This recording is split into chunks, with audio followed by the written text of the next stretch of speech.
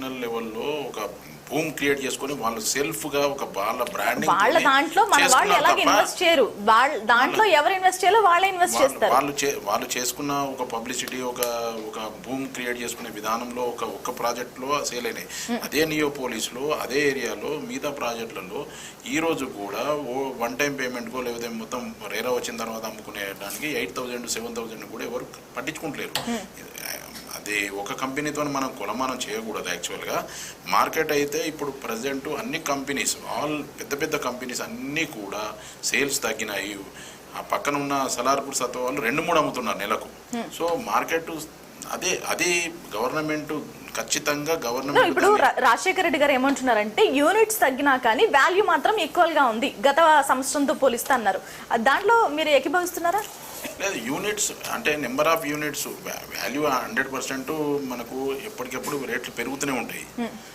కానీ number of units పెరగాలి. Real ఎస్టేట్లో నెంబర్ ఆఫ్ యూనిట్స్ పెరగాలి. వాల్యూ అనేది యూనిట్స్ పెరిగితే డబల్ అవుతుంది కదా మనకు వాల్యూ. ఇప్పుడు వాల్యూని మనం ఎట్లా మెజర్ చేస్తారు? మనం యూనిట్స్ పెరుగుతూనే రియల్ ఎస్టేట్ స్వింగ్లో ఉన్నట్టు.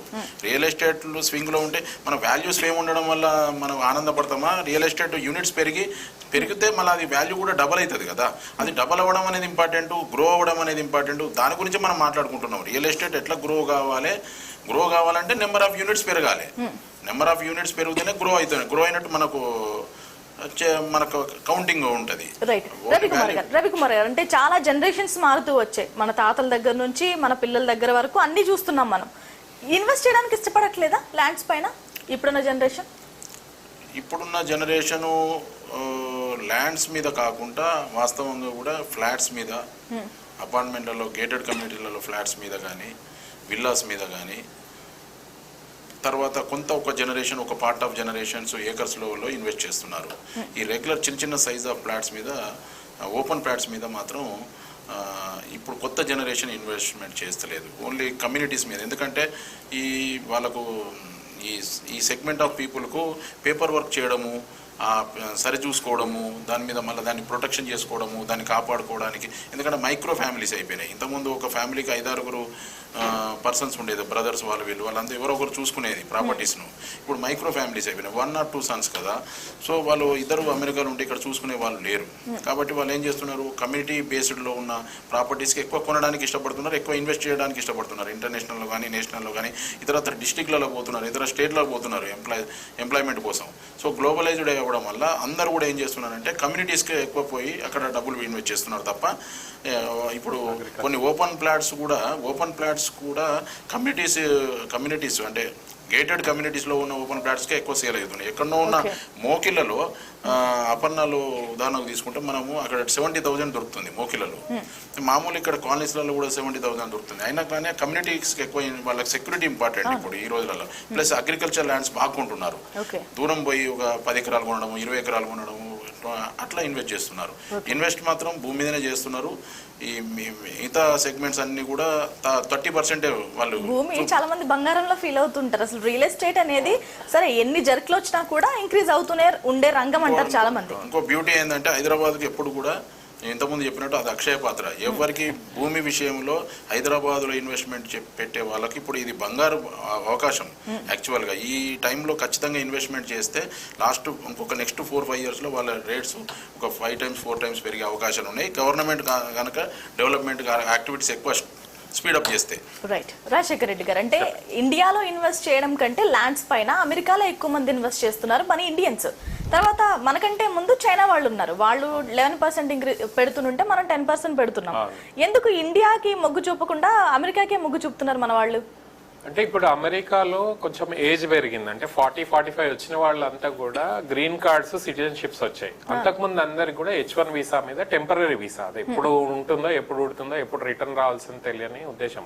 ఇప్పుడు గత 80s లో 90s లో అట్లా వెళ్ళిన వాళ్ళందరూ కూడా 40 దాటినాయి. వాళ్ళు ఇండియాకి వచ్చే పరిస్థితి లేదు. అలాంటి వాళ్ళందరూ కూడా వెళ్ళేసి అక్కడే లోకల్ గా ఇన్వెస్ట్మెంట్ చేస్తున్నారు. అమెరికాలో కూడా ఈజీ ల్యాండ్ కొనడం అనేది, ఇప్పుడు జెల్లో అని ఒక వెబ్సైట్ ఉంది, అక్కడ వెళ్ళి మీరు ల్యాండ్స్ అన్ని చూసుకొని అక్కడే మీరు అగ్రిమెంట్ ఆఫ్ సేల్ చేసుకోవచ్చు, అక్కడే సేల్ చేసుకోవచ్చు. ఓన్లీ సేల్ డీడ్ చేసే రోజే వెళ్ళాలి. సో గూగుల్ మ్యాప్స్ లో చూసుకొని మీరు ల్యాండ్ కొనేయచ్చు. ఇండియాలో పరిస్థితి లేదు. ఇప్పుడు ఎన్ఆర్ఐస్ కి మరీ ఇబ్బంది. ఇక్కడ ఇండియాలో ఎవరో ఒకరు ఉండాలి, చూడాలి, పేపర్ వర్క్ చేయాలి, ఇదంతా వాళ్ళకి ఇంకా ఇబ్బందికరమైన వాతావరణం ఉంది. రెండోది మనీ రిప్యాట్రియేషన్ అనేది ఏదైతే ఉందో అది కూడా ఇబ్బంది అయింది. ఆర్బీఐ రిస్ట్రిక్షన్స్ అవ్వచ్చు. దీనివల్ల ఏదైనా ఎన్ఆర్ఐకి అమెరికా అంటే ఒక 10 ఏళ్ల కింద హైదరాబాద్ ల్యాండ్ కొని ఇప్పుడు ఎక్కువ అమౌంట్ లో అమ్మితే ఆ మనీ ఇండియా నుంచి యుఎస్ కి తీసుకెళ్తే డబుల్ టాక్సేషన్ అవుతుంది. దానివల్ల చాలా మంది ఎన్ఆర్ఐస్ గ్రీన్ కార్డ్ వచ్చిన వాళ్ళు, సిటిజన్షిప్ వచ్చిన వాళ్ళు మాక్సిమం అమెరికాలోనే కొనడానికి ట్రై చేస్తున్నారు. అట్లా అమెరికాలో కూడా మన కమ్యూనిటీ ఎక్కువైపోయి రియల్ ఎస్టేట్ మీద అవేర్నెస్ పెరిగింది. ఇప్పుడు మీరు సిటీస్ లైక్ డాలస్ లో, కాలిఫోర్నియాలో, లేదు ఫినిక్స్, ఈ నార్త్ కెరోలినా, కొన్ని వర్జీనియా ఎక్కడైతే ఇండియన్స్ ఎక్కువ ఉంటారో న్యూజెర్సీలో, వాళ్ళు హౌసింగ్ తో పాటు అగ్రికల్చర్ ల్యాండ్స్ కొనడం కూడా నేర్చుకున్నారు. మేము అమెరికాలో ఉన్నప్పుడు ఆ పరిస్థితి ఉండేది కాదు, భయంగా ఉండేది ఒక ల్యాండ్ కొనాలంటే. మాక్సిమం కొనేది హౌస్ కొనుక్కునేవాళ్ళం. కానీ ఇప్పుడు అట్లా లేదు. కొత్త జనరేషన్ వచ్చిన తర్వాత ల్యాండ్స్ మీద కూడా అక్కడ వాల్యూస్ పెరగడం వల్ల, అంతకుముందు వాల్యూస్ పెరిగే కాదు అమెరికాలో, ఇప్పుడు అమెరికాలో కూడా అగ్రికల్చర్ ల్యాండ్స్ వాల్యూస్ పెరుగుతున్నాయి. సో పెరిగే వరకు చాలా మంది అగ్రికల్చర్ ల్యాండ్ మీద ఇన్వెస్ట్ చేసుకుంటున్నారు. అక్కడ కూడా గ్రూప్స్ ఫామ్ అవుతున్నారు. చాలా ఈజీ అమెరికాలో. మీరు ఒక ఎల్ఎల్పి క్రియేట్ చేసుకొని you can purchase any land immediately online. దానికి మధ్యలో ఒక ఏజెంట్ ఉంటాడు, వెళ్ళానని చెప్పేస్తే మొత్తం అన్ని he will do the entire paper work. Transparency ఈజీగా ఉంది. ప్లస్ అట్లాగే ఇన్వెస్ట్మెంట్ ఆపర్చునిటీస్ పెరిగినాయి. ఒకప్పుడు అమెరికాలో పైసలు వస్తే ఇండియాకి పంపించేవాళ్ళు పేరెంట్స్ కో, లేకపోతే ఇక్కడ ల్యాండ్స్ కొనమన్నా. ఇప్పుడు అందరు కూడా అక్కడ వాళ్ళ పిల్లలు అంతా అక్కడే స్టడీ చేస్తున్నారు, వాళ్ళు రిటర్న్ రావట్లేదు కాబట్టి దే ఆర్ ఆల్సో ఇన్వెస్టింగ్. అంటే లాంగ్ రన్ లో ఇదేమైనా నెగటివ్ గా ఇంపాక్ట్ చేస్తుందా? డెఫినెట్ గా. ఇంతకు ముందు ఎన్ఆర్ఐ సంపాదించిన డబ్బులో 80%, 70-80% ఆఫ్ ద మనీ సేవింగ్స్ లో ఇండియాకి వచ్చేది. ఇన్వెస్ట్మెంట్ కోసమే వచ్చేది, మేజర్ రియల్ ఎస్టేట్ కోసమే వచ్చేది. కానీ ఇప్పుడు బాగా తగ్గింది. 40+ అయిన వాళ్ళు ఎవ్వరు కూడా ఇక్కడికి రాము అని అనుకుంటే మాత్రం ఇండియాలో ఇన్వెస్ట్ చేయడం అనేది బాగా తగ్గిపోయింది. అక్కడ లోకల్ మీరు ఈ మధ్యకాలంలో గమనించండి, దుబాయ్ సంస్థలన్నీ కూడా, దుబాయ్లో ఉన్న పెద్ద పెద్ద రియల్ ఎస్టేట్ కంపెనీస్, ఎంఆర్ కానీ, శోభ కానీ, ఇతరత్ర అన్ని, ధమాక్ కానీ, అన్ని బిల్డర్స్ అందరూ కూడా ఇక్కడ వాళ్ళ కంపెనీస్ ఎస్టాబ్లిష్ చేసి ఇక్కడ నుంచి ఫండింగ్ అంతా దుబాయ్లో ఆహ్వానిస్తున్నారు. దుబాయ్లో పెట్టుబడి పెట్టడానికి ఎంకరేజ్ చేస్తున్నారు. కాబట్టి ఇక్కడున్న మన అమౌంట్ కూడా దుబాయ్కి వెళ్ళిపోతుంది.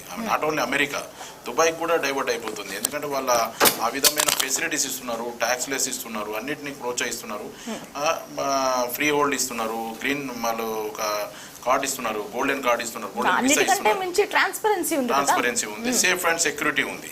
సో దానివల్ల దుబాయ్లో కూడా రేట్స్, రెంటల్ వాల్యూ పెరిగింది బాగా. ఇప్పుడు ఇక్కడ రెంటల్ వాల్యూ మనకు 3-4% రెసిడెన్షియల్ ఉంటే అక్కడ ఒక ఫ్లాట్ కొనుక్కుంటే ఇదే రేట్స్లో అక్కడ ఒక ఫ్లాట్ కొనుక్కుంటే జస్ట్ ఇదే రేట్లో అక్కడ కూడా ఫ్లాట్స్ దొరుకుతున్నాయి. మన హైదరాబాద్ రేట్లలో ఉన్న 2 కోట్లు 3 కోట్ల రూపాయలు పెడితే అక్కడ కూడా ఒక ఫ్లాట్ దొరికిపోతుంది.